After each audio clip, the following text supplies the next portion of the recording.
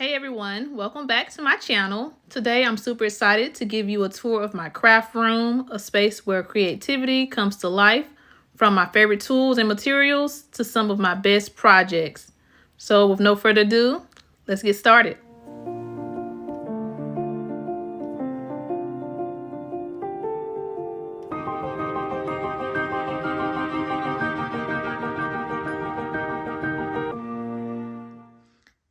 All right, guys, so I'm going to do a quick video tour of my space. I'm going to start from the outer layer and then kind of go into some of the cube organizers and totes. All right, so let's start from this angle first.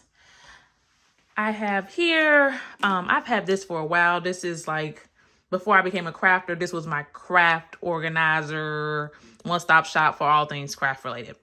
So up here, I have some batteries, chargers, a couple selfie sticks in here. Next, I have a bunch of pens and pencils, and some of these pens and pencils are from high school. Yeah, I've been out of school for 10 plus years, and I still have pens and pencils I've never used from high school. Next, I got like my glues, note. There's a lot of stuff in here. I guess this is a catch-all, but mostly there's tapes and glues in here. Next, I have another kind of catch-all drawer, but it's envelopes for the most part. I have large envelopes, small envelopes, and a couple items I made that I've never used. And lastly, I have my sewing drawer. At one point I was sewing, and this is all the stuff I have left from sewing. All right, so we're going to start up here at the top. I try to keep this empty or with as little things as possible because this is where I actually sublimate. Here I have some canvases ready to sublimate. I have my mat, some things to keep, these are stretch canvases, so to keep them flat when I'm doing my sublimation, I use some boards. And then I have my PowerPress heat press. Love it. This is the only one I have purchased as of right now, and it works great. I will link it in the description box. Going down, oh, forgot one thing. Here is another light. I barely use this one. I use several other ones, but it is a good light. It has a phone holder on it, and it has several different settings. So I'll also link that. I actually got some shirts here. I got like some black shirts, white shirts, and purple shirts. I did order these from a family member who has their own t-shirt company, but I like to wear my brand when I'm out at vendor events. And these are some of the shirts that I've sold, some leftover shirts that I sold from a past vendor event. So I keep those there just in case I need them for a crafting fair. They'll be in sight, in view, and ready for me to grab. Here's some vendor bags. Again, when out at crafting events, I have some type of tote bag to put canvases in when people purchase them. Moving on over here, I recently purchased this. This is a picnic basket, you guys, and it is really cute. Hold up, let me get it down. It's a picnic basket, and it comes with 2 cup holders here. Two cup holders here, and then this is where you put your phone or iPad to sit if you're using that. This can be turned down and used as a table. And then I have 2 picnic blankets in here. I do plan on having paint and sips in the park at some point in time. So that's why I purchased this. Then I do plan on doing paint parties, so I did purchase several easels. So these are sitting here.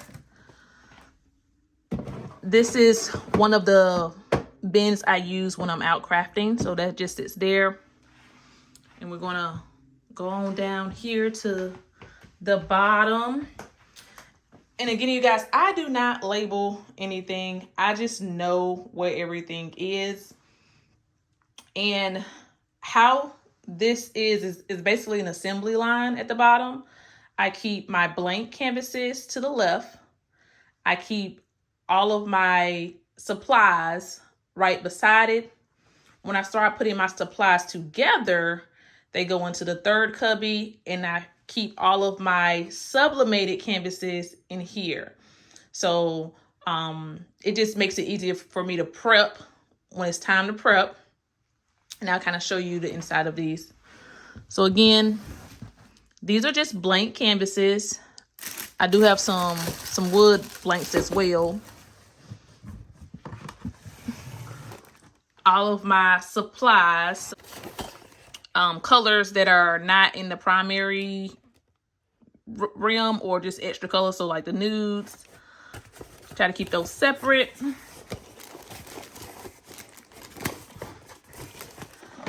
I have my aprons in here as well, under all of this. And then I have some other like small wood crafts. Sometimes I add these into my canvas kits, and sometimes I just sell them separate. And those are the aprons. Basically, when it's all done, it'll kind of look like this. You'll have 2 brushes, some paint, and an apron. And then when I actually put them together, they're in here. And then these are ones that are not together, as in they're missing the paint. So I kind of have those separate. I do have a few canvases in here, and that's because this one is completely full. But I try to keep all of my canvases in here. Hope that is very helpful for somebody who actually do something similar. Over here, I was sublimating last night, so I'm gonna go ahead and move these down here.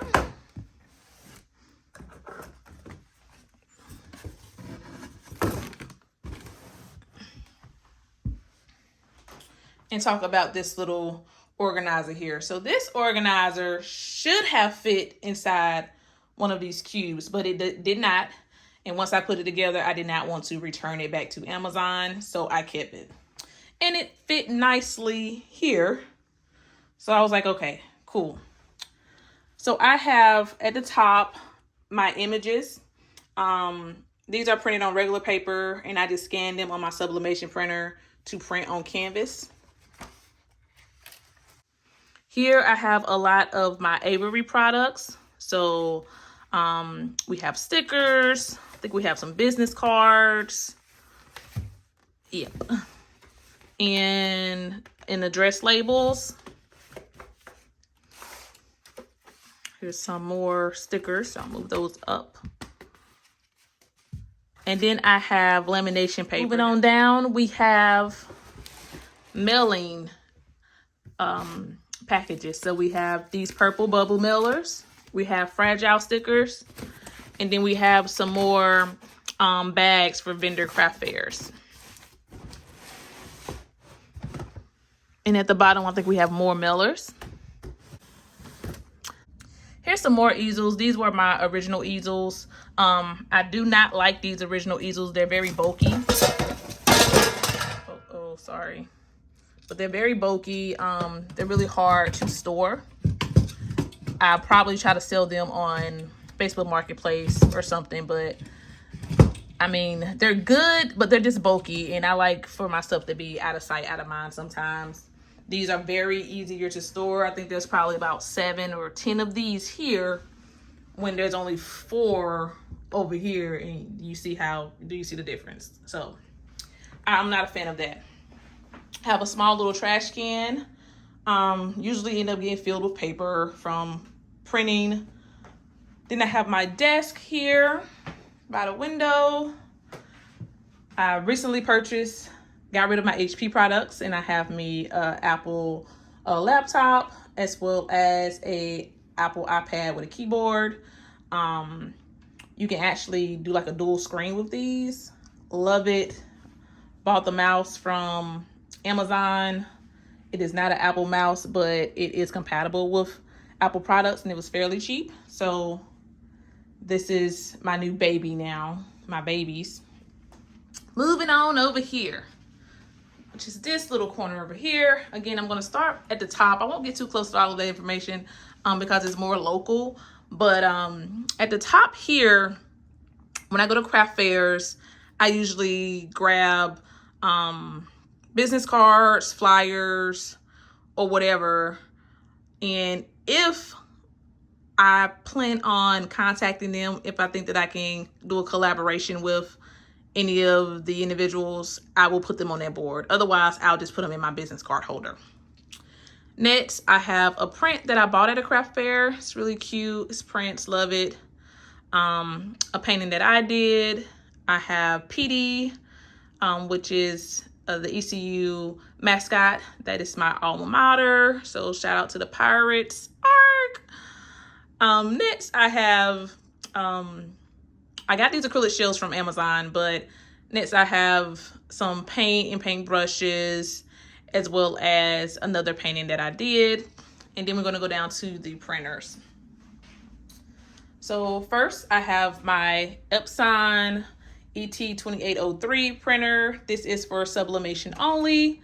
And I have my HP Pro 6452. That is for regular printing. They both print regular 8x11 paper. And I do have a YouTube video that kind of goes into details about how to use or how to turn this Epson printer to a sublimation printer. So definitely check that out if you're interested in turning a regular Epson printer into a sublimation printer. Moving on down. Here I have my paper, regular paper, cardstock, and regular, and then I have my sublimation paper. I have extra ink down here, whether it's for the regular printer or my sublimation printer. And then getting in these, I barely ever use these for organizers. Most of the stuff is done over there, and this is just extra things. But I'll start in here. Right now, all of my canvases are 8x10. So these canvases over here are like 11x12 or 12x12. So they're just over here not being used. I also have, this is a heat cover. I do use this when I'm sublimating, so I do come over here and grab this. I have my heat tape here, and then I have some tracing paper here for original images. Again, I told you I do not like the bulky easels. I'm not a fan of them. They're really hard to store. Here are 3 bulky printer easels, and then I have some of my easier to store easels in the back. So if you have easels, make sure you get the ones that are very easy to carry around and easy to store.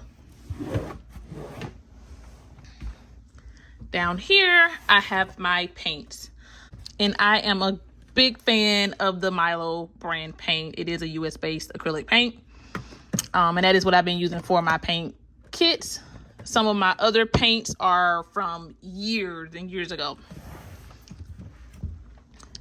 And then here, I have my weighing scale to make sure that I'm paying the right postage. I have my lamination heat press or heater. I think that's what it's called, lamination heater. And then I have a Wi-Fi extender in here. So this is just more, oh, and a projector down there. So this is just more electronics. I'm not sure what this is. Oh, so these are badges from something else that I also got stored in there.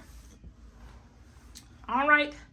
Then I have a whiteboard, or should I say a glass board. And here's some of my paint canvases that I've painted. They're on the wall behind my couch. The couch I did find on Facebook Marketplace for about $70. Great buy, loved it, had it for a couple years now. And then I do keep like I think this is a dinner tray holder. Dinner tray. table, a dinner table. I use this for when I am painting, and then I video record it using this tripod holder. All right, there's absolutely nothing in the closet related to painting. I have a large mattress in that closet, and I don't know how it got in there, but it's in there. This used to be in my guest room, and then I turned it into a paint studio. But that's what's in the closet. And then lastly, here's my ring light for video recording. And these are the totes that I take when I am doing my craft fairs. All right, there you have it. A quick video tour of my craft studio. If you enjoyed this video, be sure to like, comment, and subscribe. Also, don't forget to check the description box below for all the links to equipment and products. And as always, happiness starts with paint.